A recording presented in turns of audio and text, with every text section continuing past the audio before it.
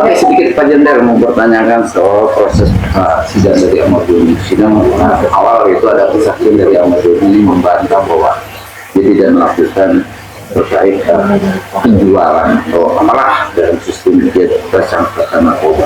Namun dalam pemeriksaan sidang selanjutnya minta kesaksian dari terdakwa untuk terindikasi terdakwa ada sistem penyiksaan dalam proses BAP dan akhirnya BAP itu dicabut. Melihat itu gimana?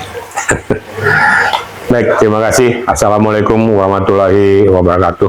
Selamat malam dan salam sejahtera untuk kita semua.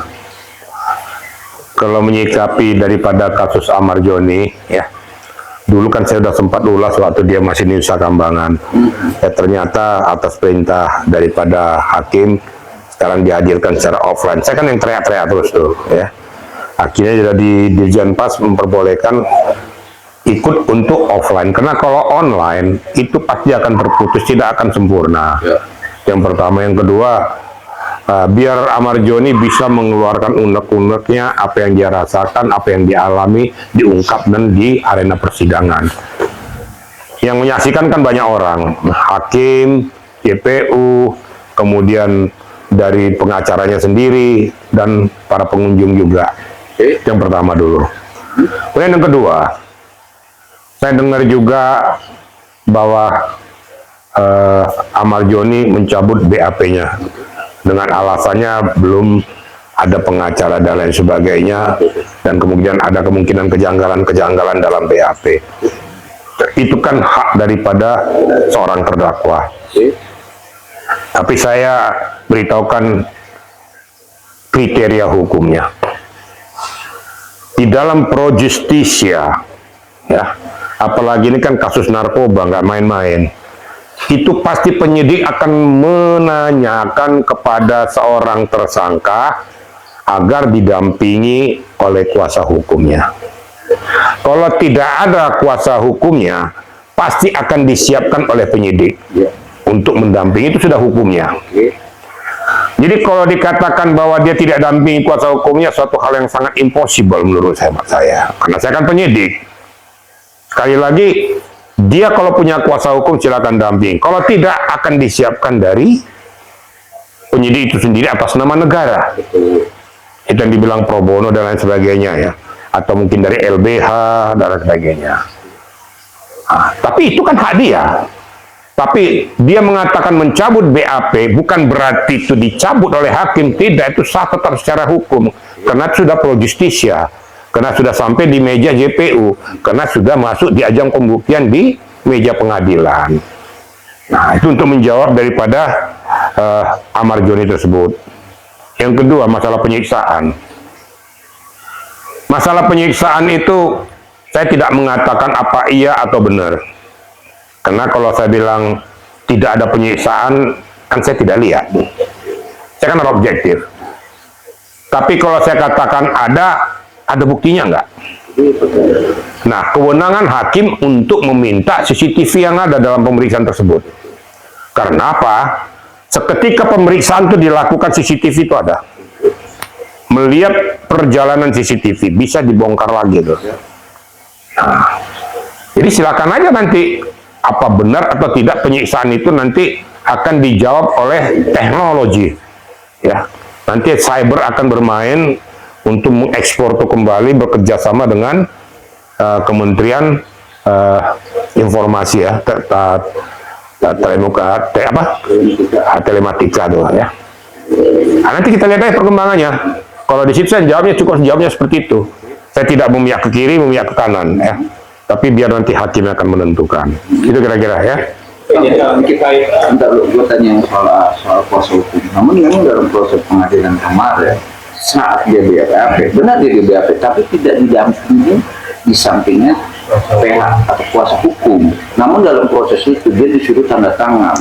Nah, dalam tanda tangan itu ada PH. Namun dia di saat BAP nggak ada PH. Gitu loh. Pertanyaannya itu gimana menurut itu? Loh, PH itu mendampingi kan bukan harus memberikan jawaban. PH itu melihat, memperhatikan perkembangan situasinya. Nggak ada PH di situ. Apanya? Yang bilang siapa? Nah, ya karena Ahmad Doni kan bisa aja bilang kayak gituan. Maka perlu kan dibuktikan kan gitu. namanya orang membela diri kan seperti itu. Namun ya, PH itu tidak punya hak untuk memberikan masukan-masukan itu. Dia sebagai pendamping. Karena hasil daripada apa yang dieksplor dari seorang tersangka dikeluarkan oleh tersangka sendiri, tidak boleh diajari oleh PH. Kalau mau dia berikan masukan guidance itu pada saat di luar pemeriksaan. Nah, itu kira-kira. Tapi kalau mau dia bilang itu hanya tanda tangan, itu kan nanti perlu pembuktian. Sekali lagi kan silakan saja. Namanya tersangka, terdakwa berhak atau punya hak untuk mungkir, untuk tidak mengakui apa yang dia lakukan. Nanti hakim yang akan menilai. Karena ada dalam hukumnya tuh. Dalam KUHP juga ada hak untuk untuk mungkir dengan apa yang disampaikan, silakan saja.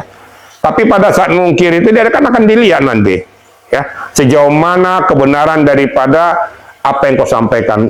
Ada rekayasa, ada kebohongan nggak dengan apa yang kau lakukan. Nanti akan ketahuan. Kenapa ketahuan? Nanti kelihatan alurnya nanti. Hakim nggak bodoh, hakim akan menggali itu mundur ke belakang, ditarik ke depan lagi, akhirnya terjebak ya. Sama dengan penyidik juga. Oh silakan aja bohong. Pada saat pertama saya tanyakan, kau keluarkan aja pendapat segala macam. Baru saya tanya satu-satu. Nanti di ujungnya saya tanya secara keseluruhan lagi. Sama nggak jawabanmu dengan jawaban yang pertama? Itu. Jadi kalau mau lihat kebohongan, sebenarnya saya sudah membuka teknik daripada penyidikan loh ini ya. Tapi supaya tahu juga masyarakat, supaya kau hati-hati gitu loh. Nah, nggak apa-apa, saya sampaikan ini, saya berikan pembelajaran kepada masyarakat atau siapapun yang tersangkut pidana, kamu hati-hati. Pada saat pertama menjawab itu, jangan sampai kau itu jawab berepetan. Karena supaya kau membela itu, kau jawab. Nah, justru jawabanmu itu yang dipetik satu-satu. Dituangkan lagi dalam bentuk pertanyaan yang lebih mendetail. Setelah kau jawab ini semua, nanti di akhir itu coba kau ceritakan kembali apa yang kau rasakan, kau alami pada saat tadi itu. Kau ceritakan nggak sama cerita global ini dengan ini. Nah, pembohong kamu. Pada itu aja. Apalagi udah disumpah ya. Udah disumpah ya, udah pro justisia. Kalau di pro justisia itu berarti berkekuatan hukum. Disumpah Al-Quran dalam kesaksian. Oh, apalagi di pengadilan. Nah, itu. Nanti akan mengatakan kau memberikan keterangan palsu. Kena lagi dah. Paham nggak kira-kira nih? Nah, tapi walaupun demikian silakan aja. Yang namanya terdakwa tersangka berhak untuk mungkir. Atau berhak untuk membantah apa yang sudah kau sampaikan. Tapi nanti tinggal kita lihat aja. Yang kau sampaikan, yang kau bantah itu bisa nggak kau pertanggungjawabkan. Tinggal itu aja. Ya.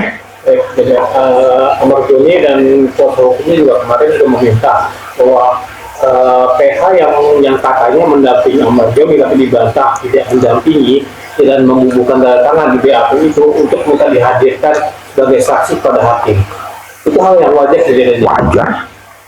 Nah, saya bilang pengacara atau lawyers itu berhak untuk minta posisi kasus itu diluruskan. Makanya minta kepada yang mulia, pada Pak Ketua Majelis, mohon supaya dihadirkan. Tinggal tergantung nanti penilaian hakim. Nah, kalau sudah perintah hakim menghadirkan itu adalah perintah setara dengan undang-undang. Harus dihadirkan. Makanya sama pertama dulu, Amar Joni masih online. Kalau sudah hakim mengatakan dihadirkan di meja pengadilan, itu udah perintah setara dengan undang-undang. Kenapa? Sudah berkekuatan hukum, berdasarkan ketuhanan yang Maha Esa. Ya sah-sah saja. Nggak ada masalah tuh. Tinggal nanti penilaian hakim kan, apa direstui, diberikan atau tidak. Itu kira-kira ya. Tapi kan ada perdebatan kemarin terakhir ada salah satu GPU mengirimkan WA antara kekasihnya Amar Joni, ada kutipan kritikan, ada pesan-pesanan. Ya, salah satu pasti kan jawaban kata pasti proses dominannya adalah dengan kata itu pasti proses dengan lidik atau barang bukti itu ya sembarangan dan akan terbukti nanti setelah bagaimana yang terjadi dalam proses ini. Jadi gini ya, itu kan bentuk WA ya. Sekarang nanti WA itu kan dipelajari. Itu kan WA daripada orang tertentu kepada kekasihnya. Saya juga dari awal pertama tuh saya sudah lihat kok ikut terus. Sampai kemana, bahkan dia ada sesuatu yang dia jawab seharusnya bukan domain dia. Tapi kan saya nggak mau bilang, kamu terlibat, nggak boleh dong. Tapi ajas praduga bersalah boleh-boleh aja. Nah sekarang ada bentuk WA. Tinggal dari WA ini, ada jawaban nggak dari yang bersangkutan. Kan di situ nanti kan kalau kita nge-WA orang kan kita lihat jawabannya apa kan. Nanti kalau jawabannya seiringan dengan permintaan atau pengiriman ini, ya kena dia. Tentu perlu penyelidikan langsung. Jadi nanti akan diserahkan kepada penyidik, minta JP tolong dilidik ini, WA ini. Itu kira-kira ya. Terkait CCTV tadi Pak Jenderal, Pak Jenderal saya bilang bahwa sebelumnya dihadirkan untuk mengungkap ada penipuan juga. Tapi JPU menolak. Tanggapan Pak Jenderal gimana? Lah, masalah menolak atau tidak, masalah menerima atau tidak, itu kan silakan, kan sah-sah saja kan. Tapi nanti hakim yang akan menentukan. Kalau hakim menyatakan bahwa itu absurd, tidak ada relevansinya, tidak akan dihadirkan. Tapi kalau hakim sudah merintahkan, wajib hukumnya untuk menghadirkan. Ini kan sudah domain peradilan ya. Domain peradilan kan saya tidak bisa campuri. Tapi kewenangan yang saya berbicara itu adalah di kewenangan hakim. Pimpinan tertinggi di peradilan itu adalah hakim. JPU diperintahkan, wajib hukumnya. Penyidik diperintahkan hadir, juga wajib hukumnya. Saya katakan perintah hakim adalah perintah undang-undang. Itu kira-kira. Tapi demi mengungkap kebenaran kasus ini, sebaiknya hakim menghadirkan CCTV itu. Saya serahkan kepada majelis hakim.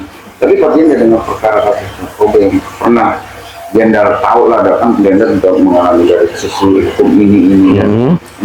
Dalam kasus-kasus narkoba yang saat ini, yang apalagi kan beda OTT atau tertangkap langsung.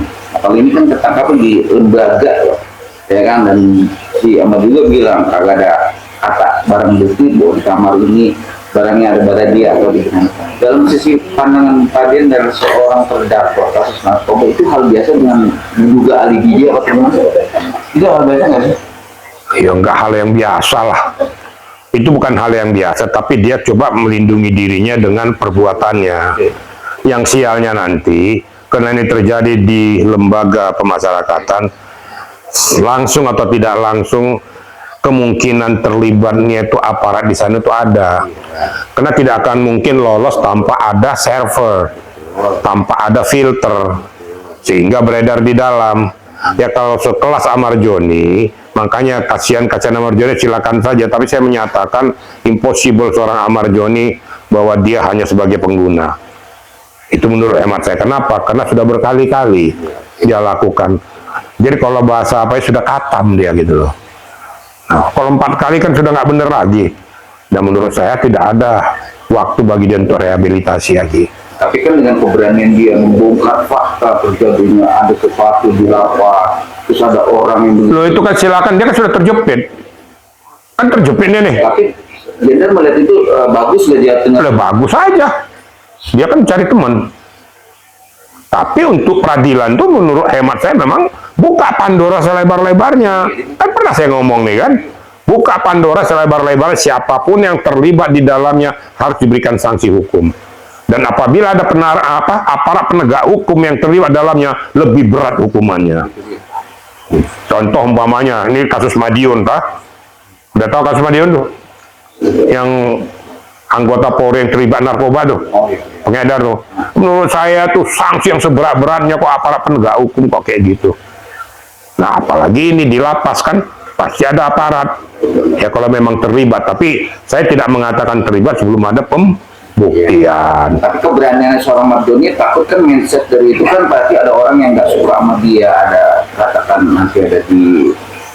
Saya nggak bisa mengatakan keberanian dan lain sebagainya.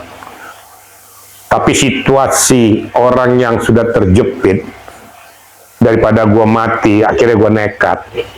Itu ayo jawabnya. Kalau dibilang keberanian, orang bilang berani dia.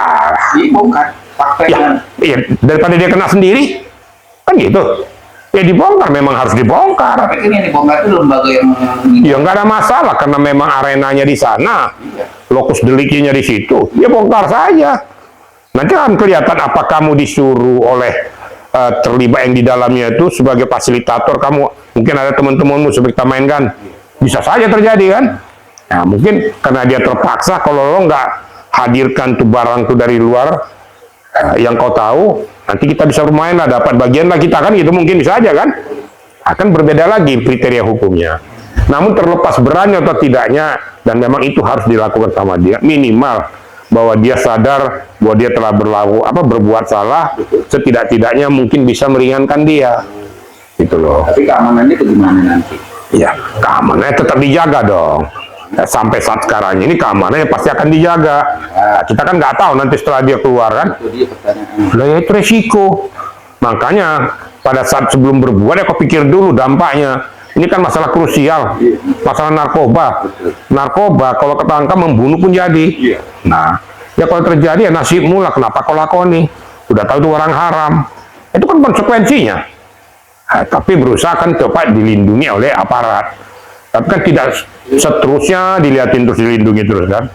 Tapi namun dengan kau berani membuka ini, ya itu sudah hal langkah yang baik. Tapi kita mengajukan ke LPSK, lembaga Pelindungan saksi dan korban. tapi nggak ada respon. Maksudnya bukan nggak respon, lama lah respon. Ya diminta lagi sama kuasa hukumnya kan. Kuasa hukumnya harus proaktif. Karena bagaimanapun dia saksi korban, korban mana dulu gitu loh. Korban daripada ancaman bisa saja. Saksi atas perbuatan bisa saja, tapi seyogianya LPSK itu juga harus proaktif juga. Siapapun dia, seorang terdakwa, dia belum tentu bersalah. Kecuali kalau sudah vonis yang berkekuatan hukum tetap, jadi terpidana baru dia dinyatakan bersalah. Inkrah vonis. Selama di meja persidangan dia bukan orang yang bersalah. Tapi azas praduga tak bersalah. Itu kira-kira ya.